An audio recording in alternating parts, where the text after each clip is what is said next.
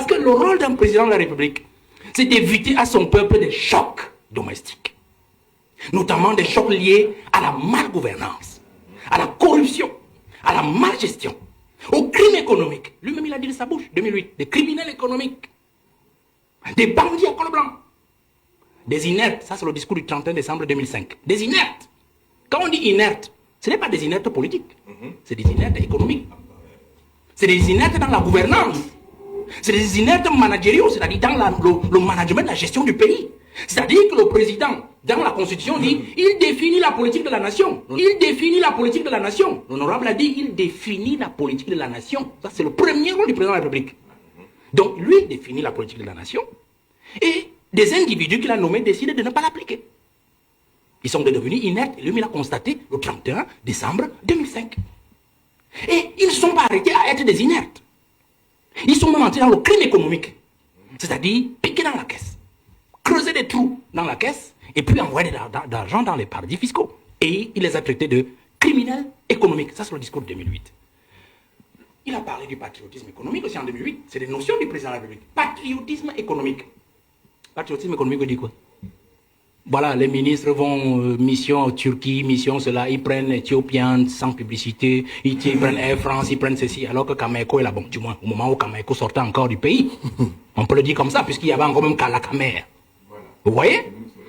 Vous avez, prenez parce que allons-y pas à pas.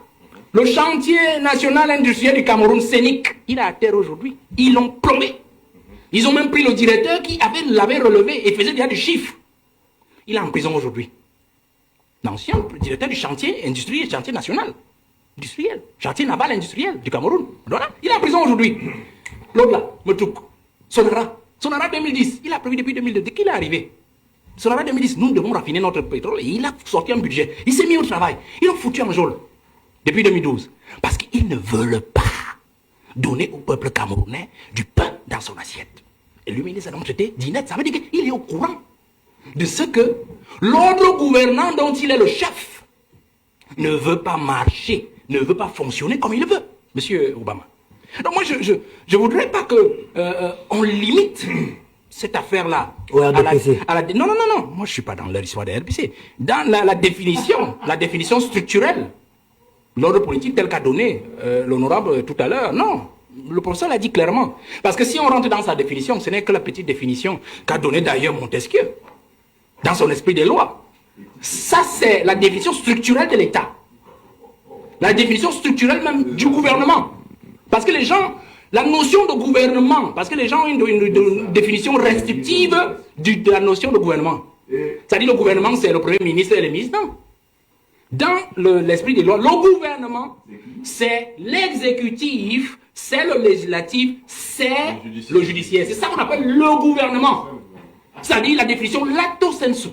Vous comprenez? C'est les gens qui dirigent, parce que le gouvernement, c'est ceux qui dirigent le pays. C'est ces trois pouvoirs. Et quand donc Montesquieu le dit, dans son ouvrage 1751, il est clair dessus. C'est pour neutraliser, c'est pour que le pouvoir arrête le pouvoir. C'est-à-dire que le pouvoir législatif, à travers le contrôle le pouvoir exécutif, et le pouvoir judiciaire, à travers l'application des lois, s'assure que personne n'est au-dessus des lois. Que ce soit celui qui a voté ces lois ou que ce soit celui qui les applique. Vous comprenez?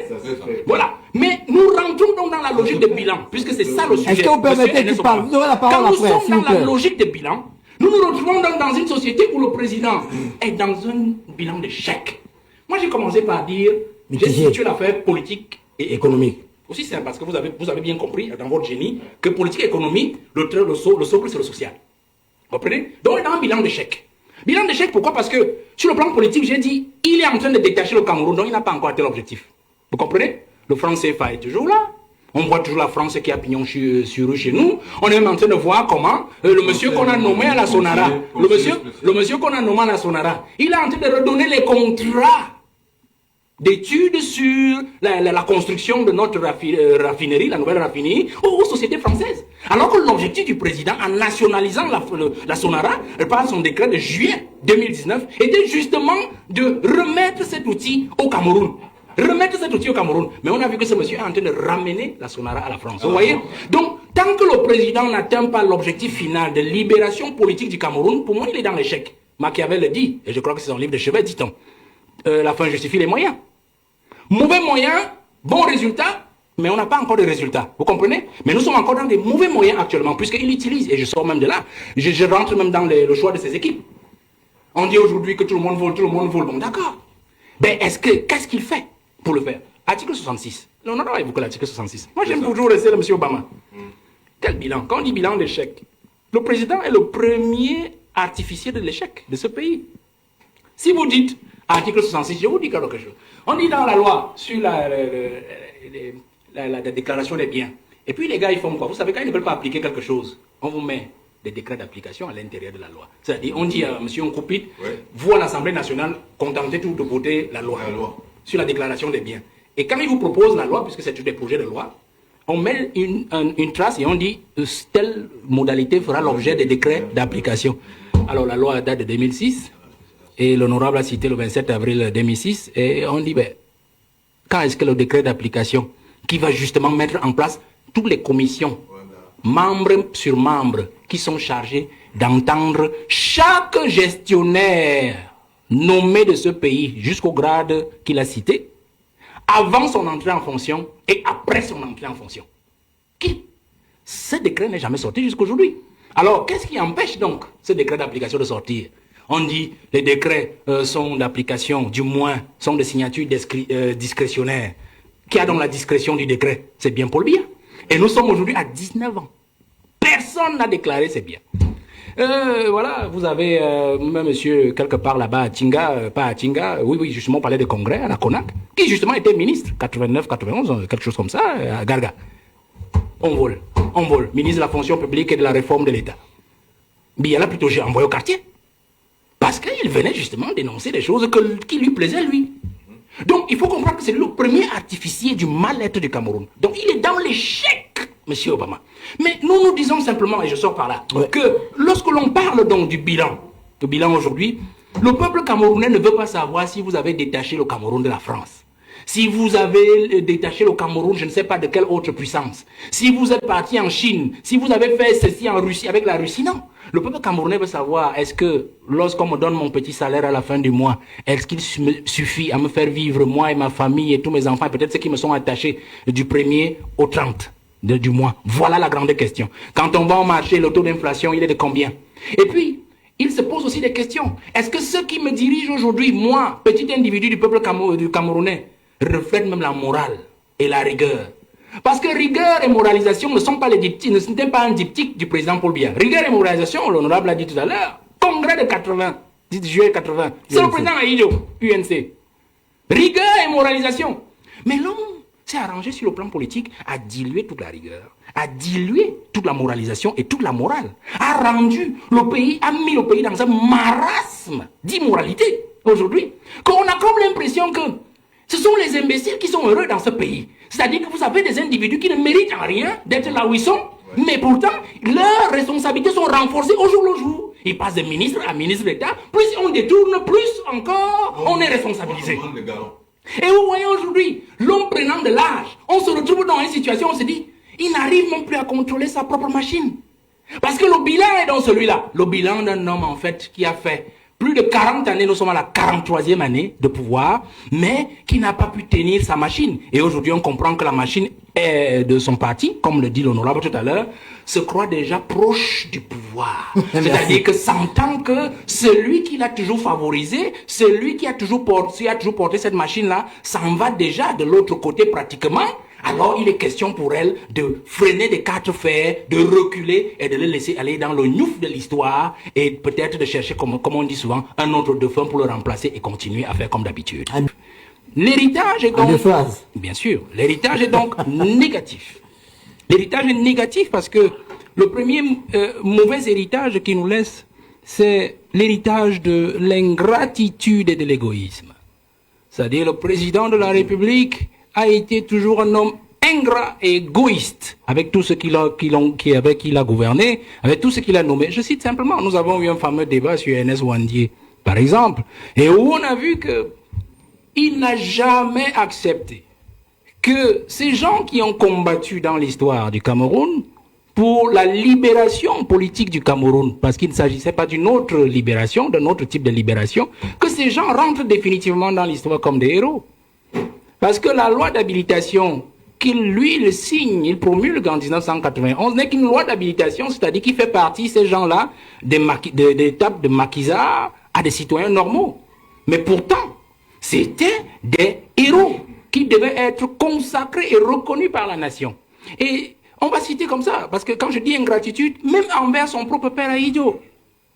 Parce que quand vous regardez un monsieur que Ahidjo a adopté Paul Biya depuis 62, l'a confié à Iteki Mboumoua, l'a récupéré en 68, secrétaire général, bien avant ça, c'était directeur de son cabinet. Et puis en 75, premier ministre, et il lui donne le pouvoir en 82. Vous ne pouvez pas condamner, quel que soit ce qui a pu arriver, votre parent par 2 fois par contumace. Après le premier coup d'État manqué, la tentative de coup d'État d'août 1983, condamné par contumace à Ahidjo. Et puis après le coup d'État manqué de 1984, le 6 avril, condamné encore par contumace. Alors là, on voit, et il l'a mis encore dans un même décret de promulgation de la loi d'habilitation, il a mis Ahidjo, il a mis Wandi et tous les autres. Vous voyez? Donc il y a un problème d'ingratitude. Et c'est ce qui nous affecte aujourd'hui, même sur le plan de la mystique nationale, la mystique gouvernementale de ce pays, la mystique sociologique. Parce que lorsque vous enfreignez les règles morales, il a parlé tout à l'heure du respect des aînés, nous ne pouvons avoir qu'un pays obscur devant nous, un avenir obscur, parce que le père de la nation, Ahidjo, n'a jamais été restauré dans ses droits, n'a jamais été restauré dans son honneur et sa dignité. Comment voulez-vous que nous évoluions avec ça? Prenons, renversons même l'analyse. Si Biya maintenant venait à partir et laisser le Cameroun dans cet état où nous nous retrouvons, vous pensez que la jeunesse camerounaise lui fera honneur? Vous qui lisez les réseaux sociaux, personne ne veut entendre un traître mot positif sur Paul Biya. Parce que tous les Camerounais raisonnent en termes de souffrance. Ils regardent leur quotidien et regardent le quotidien de ceux qui gouvernent et se disent comment est-ce qu'un pays peut être bâti ainsi?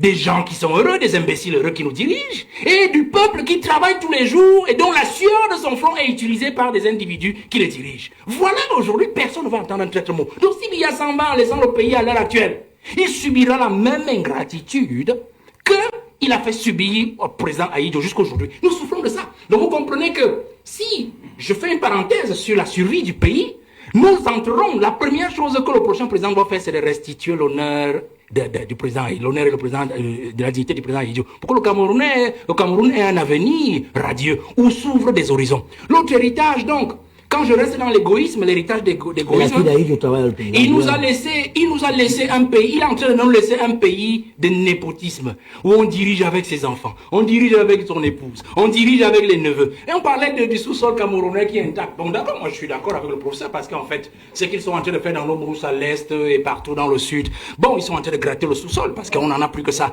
Mais on dit, l'honorable a dit, on a préservé notre sous-sol de l'appréhension de l'étranger. D'accord, je suis d'accord. Mais notre sous-sol n'est pas préservé des rapaces internes. Suivez seulement tous les contrats qui sont signés au Minmid. C'est le fils de, c'est le neveu de, c'est le neveu de. Et tout ça se ramène au président de la République. On passe par le système de népotisme. Enfin, regardez cet héritage d'égoïsme. Il y a des ministres dans ce gouvernement qui sont les ministres de la cuisine du président. La cuisine du président, ça veut dire quoi? Ben, vous avez une femme à la maison, non? Elle a une cuisine, je pense, M. Obama. Alors, vous comprenez très bien. Il y a des ministres qui font du mauvais boulot parce qu'ils savent qu'ils ne doivent rien au Premier ministre. Parce que le Premier ministre n'a jamais proposé la nomination. Il y a des ministres aujourd'hui qui savent qu'ils sont des ministres du sang de Paul Biya, de la progéniture de Paul Biya. Vous comprenez? Et donc, moi je m'amuse quand je vois des Camerounais surpris, pleurer tous les jours. Tel ministre, on dit les poubelles, tel ministre, on dit les routes, on dit ceci. J'ai dit, mais vous ne comprenez pas quoi? Voilà l'héritage que le président a de nous laisser. Un héritage des hommes de cuisine. Un héritage des hommes de filiation. Alors c'est ça qu'il faut abréger dans la prochaine succession. Je pense encore que lorsqu'on rentre dans cet héritage-là de Paul Biya, l'héritage négatif, l'héritage noir, qu'il faut absolument changer, qu'il faut absolument renverser, il faut rester dans cette logique de Paul Biya qui justement nous laisse un héritage d'un homme dépensier, dispendieux, un homme qui n'aime pas son pays. Je prends un simple cas, prenez la Suisse, il a passé 49 jours en Suisse, c'était le grand débat d'octobre dernier. 49 jours. Je me souviens en 2012, il y avait des études des journalistes qui montraient que l'année 2012, le président avait mis pratiquement plus de 250 jours à l'extérieur. À l'hôtel intercontinental. On se pose la question. À Haïti, on n'avait jamais passé plus de 15 jours à l'extérieur. Quand il y allait, c'était soit pour congé d'une semaine, il prenait son congé annuel, il partait à la Côte d'Azur, il revenait quelque part ici à Nassarao dans son village, ou alors il allait à Moulvoudaï. Parce que même quand vous arrivez sur la milieu de Moulvoudaï, je ne sais pas si ça a changé quand j'étais sur le terrain, vous allez trouver les derniers babouches du président Haïti, ces derniers sandales, et un t-shirt posé sur le lit, sur lequel il venait souvent dormir à Moulvoudaï. C'était une habitude sur le président Haïti. Quand il n'allait pas en Gaoundéré à Tigné, par exemple, parce qu'il avait son cheptel de ce côté. Mais le président nous a habitués à un président qui dépense l'argent de l'État dans des choses qui n'en valent pas la peine. Vous comprenez? Voilà l'héritage que le président a de nous laisser. Et c'est cela qui fait l'image du pays, monsieur Obama. L'image de la jeunesse. Parce que les enfants aujourd'hui ne peuvent que copier ce qu'ils voient. Et ils pensent que c'est une bonne chose. C'est cela qu'il faut abréger dès 2025, cette année, pour que les jeunes comprennent que la vie que Paul Biya nous a montré sur le plan individuel, sa façon de diriger avec ces gens-là qui pompent les impôts des États, ce n'est pas une vie, ce n'est pas comme cela qu'on dirige un pays. Il faut que les jeunes comprennent que nous devons nous rassurer, nous rasséréner pour 2025 et nous dire, Biya doit partir. S'il ne nous aide pas déjà à nous débarrasser de 80% de la race des individus avec lesquels il travaille depuis 43 ans, nous devons le faire partir lui-même parce qu'en partant, il va avec eux. Il va avec eux. On aura libéré au moins le plancher. Et nous allons nous débrouiller après lui. Parce qu'en fait, c'est aussi ça le cas. Et je sors donc en disant que si je vous ai donc parlé, le temps est très court, je ne peux pas parler de tous ces héritages, de ces quelques héritages néfastes de Paul Biya.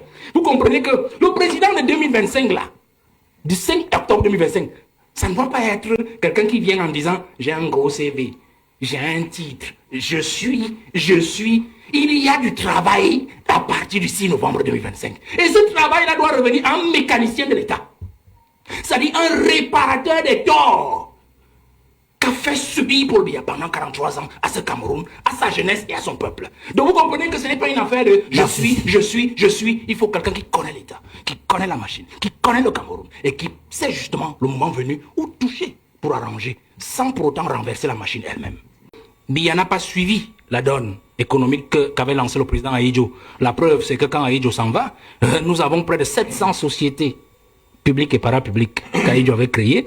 Et à ce jour, avec les commissions et tout ça de liquidation, de privatisation et tout, on en est resté en portefeuille très maigre parce que d'autres sociétés ont été vendues, d'autres ont connu l'introduction de la participation des pays étrangers, notamment de la France, qui en a pris totalement certaines, qui a pris des parts un peu plus exorbitantes dans certaines autres. Et donc, nous avons perdu le pied sur le plan économique. Nous voyons par exemple que l'économie a stagné entre 1986 et pratiquement l'an 2000. C'est-à-dire avant notre point d'achèvement, notre point comment dire ça, nous avons le point d'achèvement, c'était en 2006.